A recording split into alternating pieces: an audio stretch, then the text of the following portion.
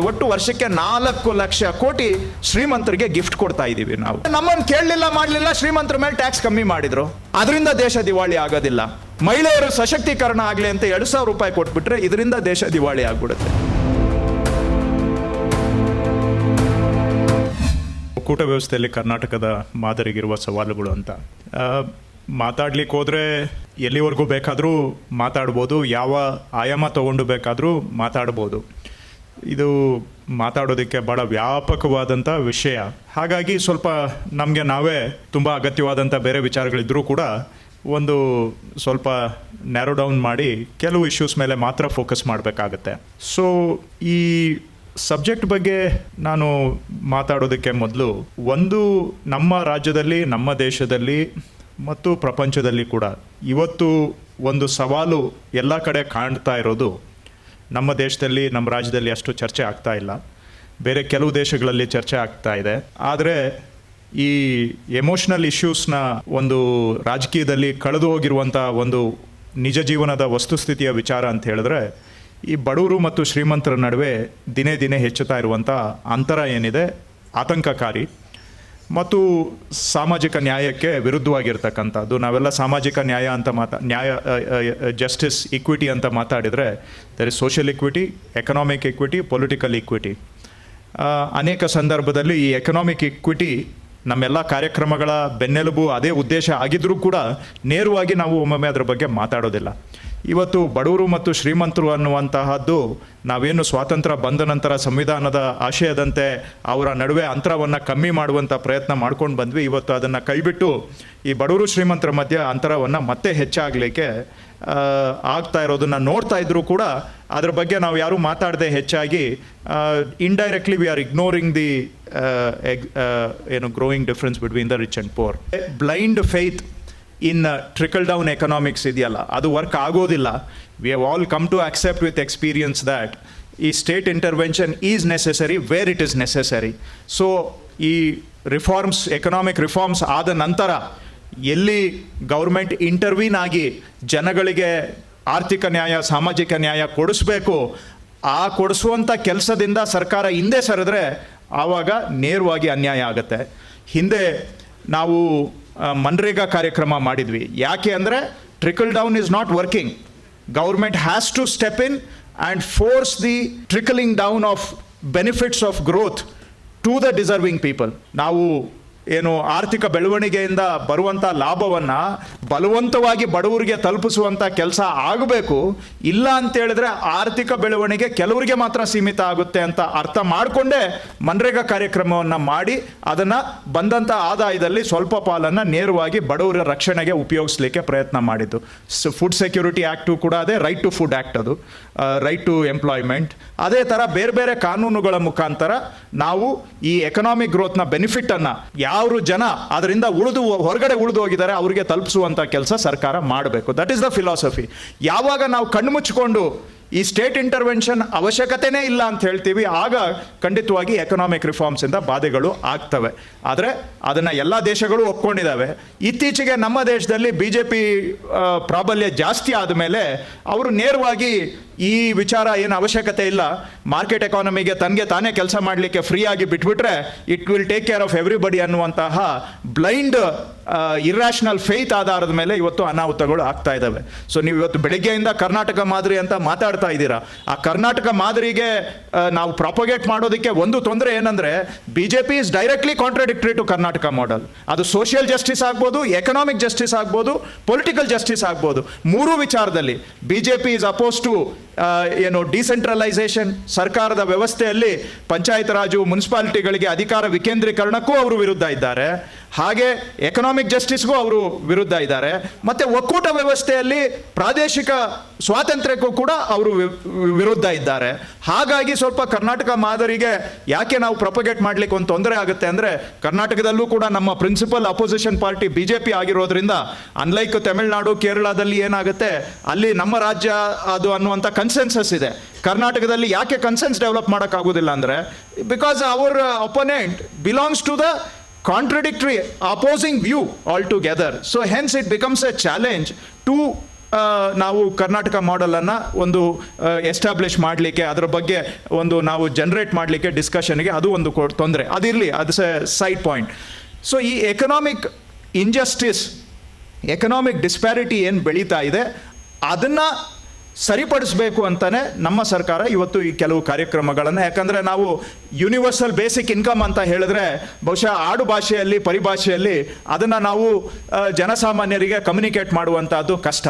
ಯಾಕೆ ಅಂತ ಹೇಳಿದ್ರೆ ಈ ಬಡವರು ಶ್ರೀಮಂತರ ಮಧ್ಯ ಜಾಸ್ತಿ ಆಗ್ತಾ ಇರುವ ಆರ್ಥಿಕ ಅಂತರ ಏನಿದೆ ಅದ್ರ ಬಗ್ಗೆನೂ ಇವತ್ತು ಚರ್ಚೆಗಳು ಜಾಸ್ತಿ ಆಗ್ತಾ ಇಲ್ಲ. ಆದರೆ ನಿಜವಾಗಿ ಏನಂದರೆ ಸಾಮಾನ್ಯ ಜನ ಜೀವನ ನಡೆಸೋದಕ್ಕೆ ಕಷ್ಟ ಅಂತೂ ಆಗ್ತಾ ಇದೆ. ಅವರ ಆದಾಯ ಸ್ಟ್ಯಾಗ್ನೇಟ್ ಆಗಿದೆ, ಬೆಲೆಗಳು ಏರಿಕೆ ಆಗ್ತಾ ಇದೆ, ಇನ್ಫ್ಲೇಷನ್ನು, ಇದ್ರ ನಡುವೆ ಜೀವನ ನಡೆಸೋದಂತೂ ಕಷ್ಟ ಆಗಿದೆ. ಅವರು ಅನುಭವಿಸ್ತಾ ಇದ್ದಾರೆ ಅದನ್ನು ನಾವು ಅವರ ನಿಜ ಜೀವನದ ವಿಚಾರಗಳು, ಅವ್ರ ಕಷ್ಟಗಳ ಬಗ್ಗೆ ಮಾತಾಡಿದಾಗ ಅದು ಅವ್ರಿಗೆ ಅರ್ಥನೂ ಆಗುತ್ತೆ, ಅವರು ನಮಗೂ ಸ್ಪಂದನೆ ಮಾಡ್ತಾರೆ.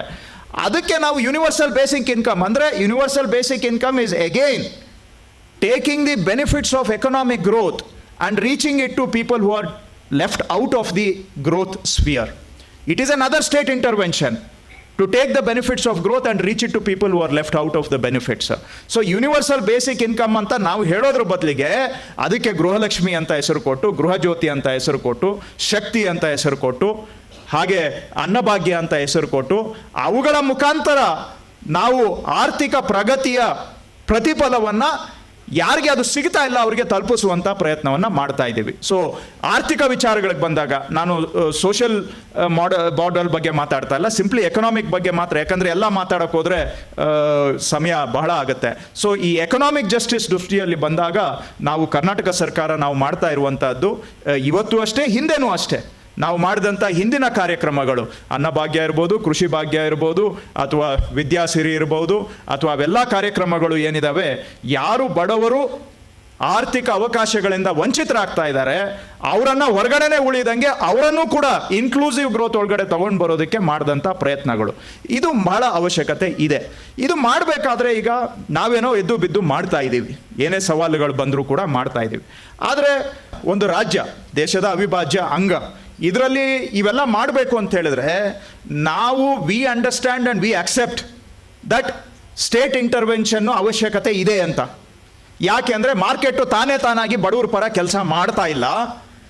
ಬಡವರಿಗೆ ಅನ್ಯಾಯ ಆಗುವಂಥ ಸಂದರ್ಭದಲ್ಲಿ ಸರ್ಕಾರ ಮಧ್ಯಪ್ರವೇಶ ಮಾಡಿ ಆ ನ್ಯಾಯ ಕೊಡಿಸುವಂಥ ಕೆಲಸ ಮಾಡಬೇಕು ಅಂತ ನಾವು ಒಪ್ಕೊಂಡಿದ್ದೇವೆ. ಆ ಒಪ್ಕೊಂಡಿರೋದ್ರಿಂದ ನಾವು ಈ ಕಾರ್ಯಕ್ರಮಗಳನ್ನು ಮಾಡ್ತಾ ಇದ್ದೇವೆ. ಆದರೆ ಇವತ್ತು ದೇಶದಲ್ಲಿರುವಂಥ ಸರ್ಕಾರ ನಮ್ಮ ಅಭಿಪ್ರಾಯಕ್ಕೆ ತದ್ವಿರುದ್ಧವಾಗಿದೆ.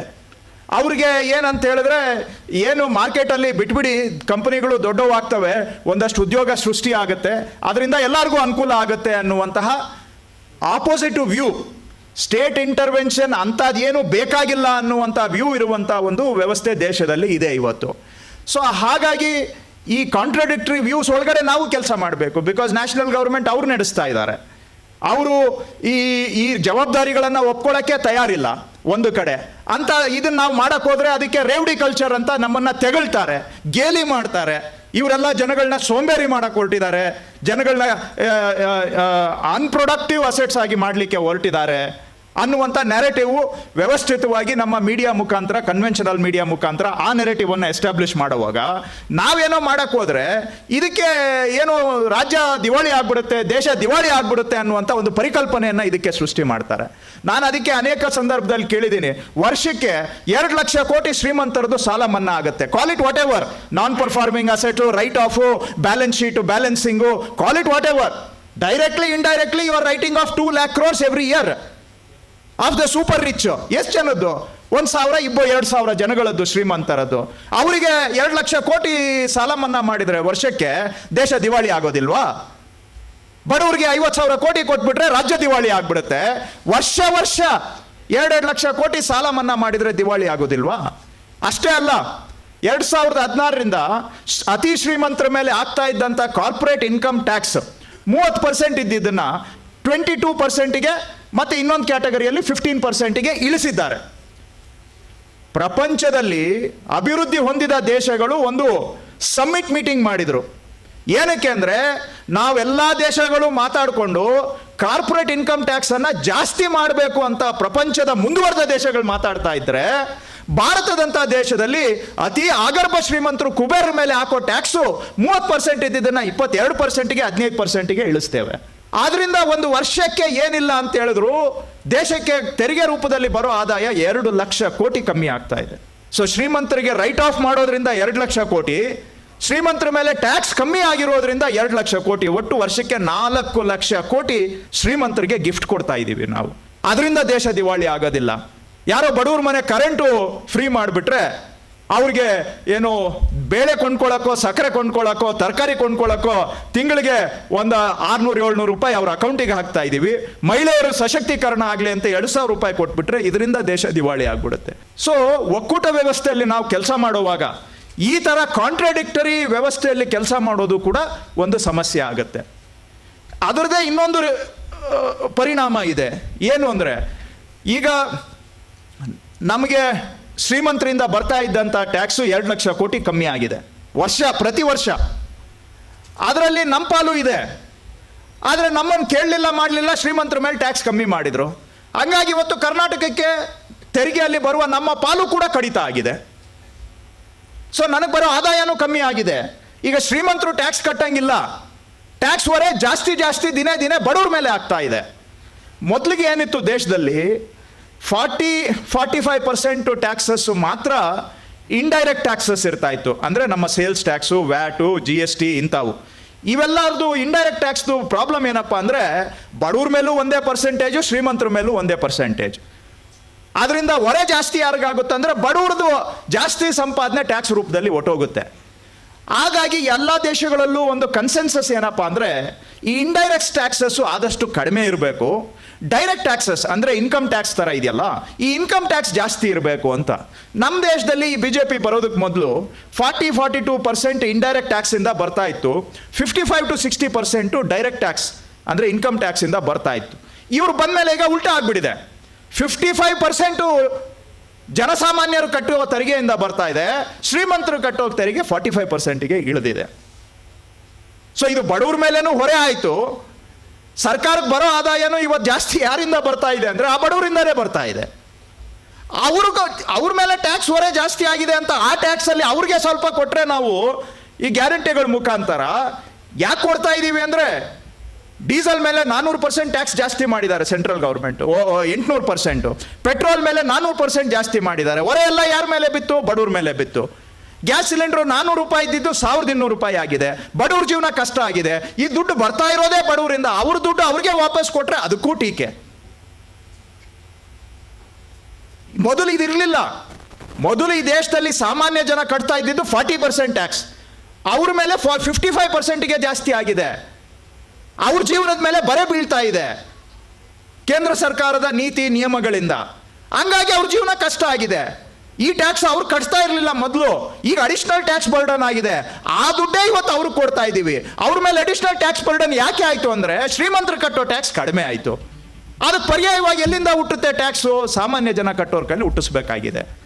ಈ ಕಾರಣಕ್ಕಾಗಿ ನಾವು ಈ ಕಾರ್ಯಕ್ರಮ ಯೂನಿವರ್ಸಲ್ ಬೇಸಿಕ್ ಇನ್ಕಮ್ ಕಾನ್ಸೆಪ್ಟ್ ಇಟ್ಕೊಂಡು ಇದನ್ನು ಮಾಡ್ತಾ ಇರುವಂತಹದ್ದು. ಆದರೆ ಒಕ್ಕೂಟ ವ್ಯವಸ್ಥೆಯಲ್ಲಿ ಈ ಥರ ಕಾಂಟ್ರಾಡಿಕ್ಟರಿ ಸಾಮಾಜಿಕ ನ್ಯಾಯಕ್ಕೆ, ಆರ್ಥಿಕ ನ್ಯಾಯಕ್ಕೆ, ಇಕ್ವಿಟಿಗೆ ವಿರುದ್ಧವಾಗಿ ಒಕ್ಕೂಟ ವ್ಯವಸ್ಥೆ ಹೋಗುವಂಥ ಸಂದರ್ಭದಲ್ಲಿ ಈ ನಮ್ಮ ಜವಾಬ್ದಾರಿಗಳನ್ನು ಹೇಗೆ ನಿರ್ವಹಣೆ ಮಾಡುವುದು ಅಂತದ್ದು ಇವತ್ತು ನಮಗೆ ಒಂದು ಸವಾಲಾಗಿದೆ. ಇವೆಲ್ಲ ಪರಿಣಾಮ ಏನಪ್ಪ ಆಗಿದೆ ಅಂದರೆ ಕೇಂದ್ರದಿಂದ ನಮ್ಮ ತೆರಿಗೆ ಪಾಲನೆ ಮುಖಾಂತರ ನಮಗೆ ಬರಬೇಕಾಗಿರೋ ಹಣ ಕಡಿಮೆ ಆಗ್ತಾ ಇದೆ. ವರ್ಷ ಕಳೆದಾಗೆ ಜಾಸ್ತಿ ಆಗಬೇಕಾಗಿದ್ದು ಅಲ್ಲೇ ಸ್ಟಕ್ ಆಗಿಬಿಟ್ಟಿದೆ ಈಗ 5 ವರ್ಷದಿಂದ. ಯಾಕೆ ಅಂದರೆ ಫೈನಾನ್ಸ್ ಕಮಿಷನ್ನವರು ಕೊಡೋ ಗ್ರ್ಯಾಂಟು ಕರ್ನಾಟಕಗೆ ಕಟ್ ಮಾಡಿದ್ದಾರೆ. ಇನ್ನೊಂದು ಕಡೆ ಮಾನ್ಬಾ ಅವರು ಸೆಂಟ್ರಲ್ ಗೌರ್ಮೆಂಟ್ ಅವ್ರು ಏನು ಮಾಡಿದ್ದಾರೆ, ಅವ್ರಿಗೆ ಬರೋ ಟ್ಯಾಕ್ಸ್ ಇನ್ಕಮ್ನ ಏನು ಮಾಡಿದ್ದಾರೆ, ಸೆಸ್ಸು ಮತ್ತು ಸರ್ಚಾರ್ಜ್ಗೆ ಕನ್ವರ್ಟ್ ಮಾಡಿಬಿಟ್ಟು ಅದರಿಂದ ಅವರು ಪೂರ್ತಿ ದುಡ್ಡು ಅವರೇ ಇಟ್ಕೋತಾ ಇದ್ದಾರೆ. ಅದರಲ್ಲಿ ನಮಗೆ ಪಾಲೇ ಸಿಗ್ತಾ ಇಲ್ಲ. ಸೊ ಇವೆಲ್ಲ ಮೂಲಗಳಿಂದ ಏನಾಗಿದೆ ಅಂತ ಹೇಳಿದ್ರೆ ಒಟ್ಟಾರೆ ಕರ್ನಾಟಕಗೆ ಒಂದು ವರ್ಷಕ್ಕೆ ಬರಬೇಕಾಗಿರೋ 30,000 ಕೋಟಿ ನಮಗೆ ಬರ್ತಾ ಇಲ್ಲ. ಇದು ಕೂಡ ನಾವು ಕರ್ನಾಟಕ ಮಾದರಿಯನ್ನು ಅನುಷ್ಠಾನ ಮಾಡೋದಕ್ಕೆ ನಮಗೆ ಒಂದು ಸವಾಲಾಗಿದೆ. ಈಗೆಲ್ಲ ಒಂದು ಕಡೆ ಕೆಲವರು ಈ ಒಂದು ಫಾಲ್ಸ್ ಡಿಬೇಟನ್ನು ಹುಟ್ಟಾಕ್ತಾ ಇದ್ದಾರಲ್ಲ, ಡೆವಲಪ್ಮೆಂಟ್ ವರ್ಸಸ್ ಏನು ಗ್ಯಾರಂಟಿ ಅಂತಲ್ಲ, ವೆಲ್ಫೇರ್. ಆಗ ಆದರೆ ಡಾಕ್ಟರ್ ಹಿಮಾಂಶು ಅವರು ಕರೆಕ್ಟಾಗಿ, ನನ್ನ ದೃಷ್ಟಿಯಲ್ಲಿ ಡೆವಲಪ್ಮೆಂಟು ವೆಲ್ಫೇರು ಕಾಂಟ್ರಡಿಕ್ಟರಿ ಅಲ್ಲ. Growth and welfare are not contradictory. Growth ಇಂದ ವೆಲ್ಫೇರ್ ಮಾಡಲೇಬೇಕು, ವೆಲ್ಫೇರ್ ಮಾಡೋದ್ರಿಂದ ಗ್ರೋತ್ ಆಗುತ್ತೆ. They are actually interdependent in my view. ನಾವು ಜನಗಳು ಇವತ್ತು ₹1 ಗ್ಯಾರಂಟಿ ಮುಖಾಂತರ ಜನಕ್ಕೆ ಕೊಟ್ರೆ ಅವ್ರೇನು ಮನೇಲಿ ಇಟ್ಕೋತಾರ? ಅಷ್ಟು ಮನೇಲಿ ಉಳಿಸ್ಕೊಳ್ಳೋ ಅಷ್ಟು ಅವ್ರಿಗೆ ಸಾಮರ್ಥ್ಯ ಇದೆಯಾ? ಅವ್ರ ಹತ್ರ ದುಡ್ಡು ಇದೆಯಾ? ಉಳಿಸೋ ಅಷ್ಟು ಆರ್ಥಿಕವಾಗಿ ಕಂಫರ್ಟಬಲ್ ಇದಾರ ಅವರು? ನಾವು ಒಂದು ₹1,000 ಕೊಟ್ರೆ ಆ ₹1,000 ಬಹುಶಃ 2-3 ದಿನದಲ್ಲಿ ಮಕ್ಕಳ ಸ್ಕೂಲ್ ಫೀಸ್ಗೋ ಅಥವಾ ತರಕಾರಿಗೋ ಅಥವಾ ಮನೆಯಲ್ಲಿ ಎಣ್ಣೆಗೋ ಗ್ಯಾಸ್ ಸಿಲಿಂಡರ್ಗೋ ಖರ್ಚಾಗಿರುತ್ತೆ. ಅವ್ರು ₹1 ಖರ್ಚು ಮಾಡಿದ್ರೆ ಅದರಿಂದ ಆರ್ಥಿಕ ವ್ಯವಸ್ಥೆ ಮೇಲೆ ₹5 ಇಂಪ್ಯಾಕ್ಟ್ ಆಗುತ್ತೆ. ಸೊ ನಾವು ಅವ್ರು ಬಡವ್ರ ಕೈಗೆ 50,000 ಕೋಟಿ ಕೊಟ್ರೆ ಅದು 5 ಟೈಮ್ಸ್ ಮಲ್ಟಿಪ್ಲೈಯರ್ ಎಫೆಕ್ಟ್ ಇದೆ ಎಕಾನಮಿ ಮೇಲೆ. ಆರ್ಥಿಕ ವ್ಯವಸ್ಥೆಗೆ ಬೂಸ್ಟರ್ ಡೋಸ್ ಇದ್ದಂಗೆ ಅದು. ಹೆಂಗೆ ಬಾಡಿಗೆ ಇನ್ಸುಲಿನ್ ಕೊಡ್ತೀರಿ ಆ ಥರ ಆ ಜಡ್ಡುಗಟ್ಟಿರುವ ಆರ್ಥಿಕ ವ್ಯವಸ್ಥೆಗೆ ನಾವು ಬಡವ್ರ ಕೈಗೆ ಕೊಡೋ ದುಡ್ಡಿದೆಯಲ್ಲ, ಇಮಿಡಿಯೇಟ್ ಆಗಿ ಖರ್ಚಾದರೆ ಅದರಿಂದ ಮಾರ್ಕೆಟಲ್ಲಿ ಬಿಸ್ನೆಸ್ ಆಗುತ್ತೆ. ಮಾರ್ಕೆಟಲ್ಲಿ ಬಿಸ್ನೆಸ್ ಆದರೆ ಆ ಬಿಸ್ನೆಸ್ ಬೆಳೆಯುತ್ತೆ. ಬಿಸ್ನೆಸ್ ಬೆಳೆದ್ರೆ ಎಂಪ್ಲಾಯ್ಮೆಂಟ್ ಕ್ರಿಯೇಟ್ ಆಗುತ್ತೆ. So it is A way of generating economic growth also. So ಇವೆಲ್ಲ ನಾವು ಮಾಡಬೇಕು ಅಂತ ಹೇಳಿದ್ರೆ ಇವತ್ತು ಒಂದು ದೇಶದಲ್ಲಿ ನರೇಟಿವೇ ಬೇರೆ ಇದೆ. ಬಿಡ್ರಿ ಎಲ್ಲ ಏನು ಬಡವರು ಎಲ್ಲ ನಡೀತದೆ, ಏನು ನಾವೇನು ವಿಶೇಷವಾಗಿ ಮಾಡಬೇಕಾಗಿಲ್ಲ, ಅವರು ಬಡವರು ಅಂದರೆ ಅವರು ಸೋಂಬೇರಿಗಳು ಅನ್ನೋ ಥರ ಒಂದು ನರೇಟಿವ್. ಅದರ ವಿರುದ್ಧ ನಾವು ಈಜಬೇಕಾಗಿದೆ ಒಕ್ಕೂಟ ವ್ಯವಸ್ಥೆಯಲ್ಲಿ. ಎರಡನೇದು, ಇದಕ್ಕೆಲ್ಲ ನಾವು ಸರ್ಕಾರ ಹೋಗಿ ಏನೋ ಇಲ್ಲ ಆರ್ಥಿಕವಾಗಿ ಅನ್ಯಾಯ ಆಗ್ತಾ ಇದೆ ಅಂತೇಳಿ ಬಡವರಿಗೆ ಸಹಾಯ ಮಾಡಬೇಕು ಅಂತ ಹೇಳಿದ್ರೆ ಈ ಕೇಂದ್ರದಿಂದ ರಾಜ್ಯಗಳಿಗೆ ಆಗ್ತಾ ಇರುವಂತಹ ಒಂದು ಆರ್ಥಿಕ ಅನ್ಯಾಯ. ಜೊತೆಗೆ ಇನ್ನೂ ಒಂದು ಕಡೆ ಏನು ಪ್ರಾಬ್ಲಮ್ ಆಗಿದೆ ಅಂತ ಹೇಳಿದ್ರೆ, ಇವತ್ತು ಲಾಸ್ಟ್ ಪಾಯಿಂಟು, ಇವತ್ತು ಕೇಂದ್ರದಲ್ಲಿ ಇರುವಂಥ ಆಡಳಿತ ಪಕ್ಷದ ಅವರ ವಿಚಾರಧಾರೆ ಹೇಗಿದೆ ಅಂತ ಹೇಳಿದ್ರೆ, ಸ್ಟೇಟ್ಗಳ ಮೇಲೆ ಹಿಡಿತ ಇಟ್ಕೋಬೇಕು, ಸೆಂಟರೇ ಸ್ಟ್ರಾಂಗ್ ಇರಬೇಕು, ಸ್ಟೇಟ್ಗಳು ಸೆಂಟರ್ ಹೇಳ್ದಂಗೆ ಕೇಳ್ಕೊಂಡಿರಬೇಕು. ಇದು ನಮ್ಮ ಸಂವಿಧಾನಕ್ಕೆ ವಿರುದ್ಧ, ಭಾರತ 5,000 ವರ್ಷಗಳ ಇತಿಹಾಸಕ್ಕೆ ವಿರುದ್ಧ. ಅದು ಯಾವತ್ತೂ ಆ ಥರ ಆಗಿದ್ದಿಲ್ಲ. ಯಾವತ್ತೂ ನಾವು ಒಂದಲ್ಲ ಒಂದು ರೀತಿಯಲ್ಲಿ ಸ್ವಾಯತ್ತವಾಗೇ ನಡ್ಕೊಂಡು ಬಂದಿದ್ದೇವೆ. ಸೊ ಈ ಥರ ಒಂದು ಡಾಮಿನೇಷನ್ ಆಫ್ ಇವರೇನೋ ಹೇಳ್ತಾರಲ್ಲ, ಒಂದು ಭಾಷೆ, ಒಂದು ಕಲ್ಚರು, ಒಂದು ಎಲ್ಲದರಲ್ಲೂ ಒಂದು ಇರಬೇಕು ಅಂತ, ಇದರಿಂದನೂ ಕೂಡ ಇವತ್ತು ಎಲ್ಲೋ ಒಂದು ಕಡೆ ಕಟ್ಟಾಕುವಂಥ ಪ್ರಯತ್ನ ಆಗ್ತಾ ಇದೆ. ಆದರೂ ಕೂಡ ಇವೆಲ್ಲ ಸವಾಲುಗಳ ನಡುವೆ ನಮಗೆ ಅಂದರೆ ಆರ್ಥಿಕ ಸವಾಲುಗಳು ಇರಬಹುದು ಕರ್ನಾಟಕ ಸರ್ಕಾರಕ್ಕೆ, ಹಾಗೂ ಈ ನೆರೆಟಿವ್ ನಮ್ಮ ವಿರುದ್ಧ ಇರಬಹುದು. ಆದರೂ ಕೂಡ ನಾವು ಯಾವುದಕ್ಕೂ ಅಂಜದೆ, ಯಾರು ವ್ಯವಸ್ಥೆಯಿಂದ ಹೊರಗುಳಿದಿದ್ದಾರೆ ಬಡವರು, ಅವರಿಗೆ ಸಹಾಯ ಮಾಡಲೇಬೇಕು ಅನ್ನುವಂಥ ಒಂದು ಸಂಕಲ್ಪ ದೃಢವಾಗಿ ಮಾಡಿ ನಾವು ಬಹುಶಃ ಬೆಳಿಗ್ಗೆ ಚರ್ಚೆ ಆಗಿರ್ಬೋದು, ಈ ಗ್ಯಾರಂಟಿಗಳೇನಿದ್ದಾವೆ ನಮ್ಮ ವೆಲ್ವಿಷರ್ಸೇ ಮಾತಾಡೋರು, ಇದನ್ನೆಲ್ಲ ಇಂಪ್ಲಿಮೆಂಟ್ ಮಾಡೋಕ್ಕೆ 2 ವರ್ಷ ಆಗುತ್ತೆ ನಿಮಗೆ ಅಂತ. ನಮ್ಮ ವಿರೋಧಿಗಳು ಹೇಳೋರು, ಇದು 5 ವರ್ಷ ಆದರೂ ನೀವು ಮಾಡೋದಿಲ್ಲ, ಸುಮ್ಮನೆ ಎಲೆಕ್ಷನಲ್ಲಿ ಮಾತಿಗೆ ಹೇಳ್ತಾ ಇದ್ದೀರಿ ಅಂತ. ನಾವು ಬಂದಮೇಲೆ ಹೇಳಿದ್ರು, ಹೆಂಗ್ರಿ ಮಾಡ್ತೀರಿ ನೀವು, ಲಾಸ್ಟ್ 5ನೇ ವರ್ಷ ಮಾಡಿಬಿಟ್ಟು ಮಾಡಿದ್ವಿ ಅಂತ ಹೇಳ್ಸ್ಕೋತೀರಾ ಅಷ್ಟೇ, ನೀವು ನಿಜವಾಗೂ ಮಾಡೋಕ್ಕಾಗೋದಿಲ್ಲ ಅಂತ ಹೇಳಿದ್ರು. ಆದರೆ ಒಂದು ಪವಾಡ ರೀತಿಯಲ್ಲಿ, in a miraculous way, we have manage to implement majority of our assurances within a matter of 2 months. ಯಾಕೆ ಅಂದರೆ ಜನ ಜೀವನ ಕಷ್ಟದಲ್ಲಿದ್ದಾರೆ, ಅವರಿಗೆ ಸಹಾಯ ಮಾಡುವಂಥದ್ದು ನಮ್ಮ ಕರ್ನಾಟಕದಲ್ಲಿ ಮೊದಲನೇದು ಕೂಡ. ಅದು ಬಸವಣ್ಣವ್ರ ಕಾಲದಿಂದ ಇರಬಹುದು, ಅಥವಾ ಈ ಭಾಗದಲ್ಲಿ ಮೈಸೂರು ಭಾಗದಲ್ಲಿ ಆವತ್ತಿನಿಂದನೂ ನಾವು ಒಂದು ಆರ್ಥಿಕ ಸಾಮಾಜಿಕ ನ್ಯಾಯದ ಪರ ನಡೆದುಕೊಂಡು ಬಂದಿರುವಂಥ ಹಿನ್ನೆಲೆ ಇರೋದ್ರಿಂದ ಕರ್ನಾಟಕ ಯಾವತ್ತೂ ಕೂಡ ಆರ್ಥಿಕ ಸಾಮಾಜಿಕ ನ್ಯಾಯದ ಪರವಾಗಿ ಇರೋದ್ರಿಂದ ಆ ಒಂದು ನಮ್ಮ ಮಣ್ಣಿನ ಗುಣದ ಆಧಾರದ ಮೇಲೆ, ಇದೇನು ಬರೀ ನಮ್ಮ ಸರ್ಕಾರ ಅಲ್ಲ, ನಮ್ಮ ಕರ್ನಾಟಕದ ಮಣ್ಣಿನ ಗುಣನೇ ಸಾಮಾಜಿಕ ಸಮಾನತೆ, ಆರ್ಥಿಕ ಸಮಾನತೆ. ಇಲ್ಲಿ ಭೂ ಸುಧಾರಣೆ ಕಾನೂನಿಗೂ ಹೋರಾಟ ಆಗಿದೆ, ಜಾತಿ ಪದ್ಧತಿ ವಿರುದ್ಧವಾಗೂ ಹೋರಾಟ ಆಗಿದೆ, ಸಮಾಜದಲ್ಲಿ ಬಡವರು ಶ್ರೀಮಂತರ ನಡುವೆ ಅಂತರ ಕಡಿಮೆ ಆಗಬೇಕು ಅನ್ನುವಂಥ ಹೋರಾಟಗಳು ಇವತ್ತಲ್ಲ, 800,000 ವರ್ಷದಿಂದನೂ ನಡ್ಕೊಂಡು ಬಂದಿದೆ. ಅದು ಬರೀ ನಮ್ಮ ಕಾಂಗ್ರೆಸ್ ಸರ್ಕಾರ, ನಮ್ಮ ಕಾಂಗ್ರೆಸ್ ಪಕ್ಷದ ಗುಣ ಅಲ್ಲ. ಕಾಂಗ್ರೆಸ್ ಪಕ್ಷ ಕರ್ನಾಟಕದ ಮಣ್ಣಿನ ಗುಣವನ್ನು ನಾವು ನಮ್ಮದಾಗಿಸ್ಕೊಂಡಿದ್ದೇವೆ. ಕರ್ನಾಟಕದ ಇತಿಹಾಸದ ಗುಣ ನಮ್ಮಲ್ಲಿ ಇದೆ, ನಾವು ಅಳವಡಿಸ್ಕೊಂಡಿದ್ದೇವೆ. ಇದೇ ನಾವು ಕೊಟ್ಟಿರೋದಲ್ಲ ಕರ್ನಾಟಕಗೆ. ನೀವು 800,000 ವರ್ಷ ಹಿಂದೆ ಹೋದರೂ ಕೂಡ ವಚನಗಳಿಂದ ಹಿಡಿದು ತದನಂತರದ ಇತ್ತೀಚಿನ ದಿನಗಳವರೆಗೆ ಮೈಸೂರು ಸಂಸ್ಥಾನದವರೆಗೆ ನೋಡಿದರೂ ಕೂಡ ಈ ಟ್ರೆಂಡುಗಳು, social justice, social equality, economic equality, ಇವು ಯಾವತ್ತೂ may not have been dominant, but these trends were always there in our soil. ಅದನ್ನು ಪ್ರತಿಬಿಂಬ ಮಾಡ್ತಾ ಇದ್ದೇವೆ. ಆದರೆ ನಮ್ಮಲ್ಲಿ ಯಾಕೆ ಇದು this is not become a model in the country ಅಂತ ಹೇಳಿದ್ರೆ, because consensus cannot be generated, because the other 2 parties in Karnataka do not agree on this. So ಹಾಗಾಗಿ there is no uniform articulation of what is a Karnataka model. But never the less ನಮ್ಮ ಸರ್ಕಾರ ನಮ್ಮ ರಾಜ್ಯದ ಇತಿಹಾಸಕ್ಕೆ ತಕ್ಕ ಹಾಗೆ ನಮ್ಮ ಸಾಂಸ್ಕೃತಿಕ ಇತಿಹಾಸ ಹಾಗೂ ಆಡಳಿತ ಇತಿಹಾಸ ಅದನ್ನು ಮುಂದುವರಿಸೋಂಥ ಕೆಲಸವನ್ನು ಇದು ಮಾಡ್ತಾ ಇದ್ದೇವೆ. ಇದಕ್ಕೆ ನಾನಾ ಸವಾಲುಗಳು ಇದ್ದಾವೆ, ರಾಜ್ಯದ ಒಳಗೆ, ರಾಜ್ಯದ ಹೊರಗೆ, ರಾಷ್ಟ್ರ ಮಟ್ಟದಲ್ಲಿ ಏನೇ ಇದ್ದರೂ ಕೂಡ ಈ ಸವಾಲುಗಳ ನಡುವೆ ನಾವು ದಾರಿಯನ್ನು ಹುಡುಕುವಂಥ ಕೆಲಸವನ್ನು ಮಾಡ್ತಾ ಇದ್ದೇವೆ. ಇದರ ಮುಖಾಂತರ ನೋಡೋಣ, ಇದು ಹಿಂದೆನೂ ಕೂಡ ನಾವು ಯಶಸ್ಸನ್ನು ಕಂಡಿದ್ದೇವೆ. ಇದರ ಮುಖಾಂತರನೇ ರಾಜ್ಯದ ಪ್ರಗತಿಯನ್ನು ಸಾಧಿಸಬೇಕು ಅನ್ನೋದು ನಮ್ಮ ದೃಢ ಕಲ್ಪನೆ. ಯಶಸ್ಸು ಆಗುತ್ತೆ.